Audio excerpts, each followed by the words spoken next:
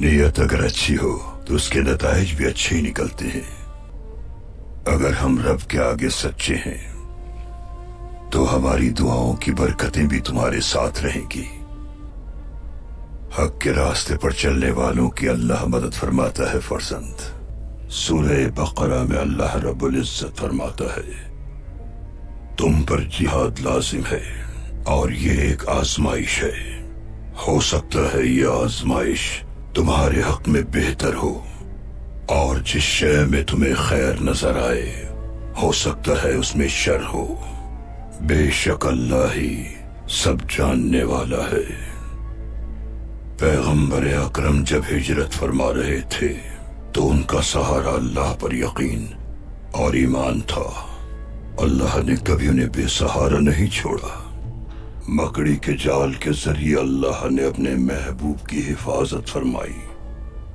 اللہ کی رحمت سے نا امید مت ہونا۔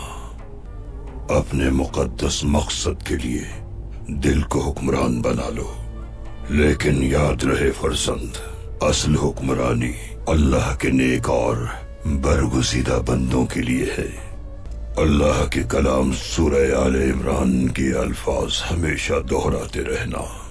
رب کریم تو ہمیں حق کا راستہ دکھانے کے بعد گمراہ نہ ہونے دینا، کبھی حق کی راہ پر چلانا ہمیں۔ تو ہی سیدھی راہ دکھاتا ہے بے شک۔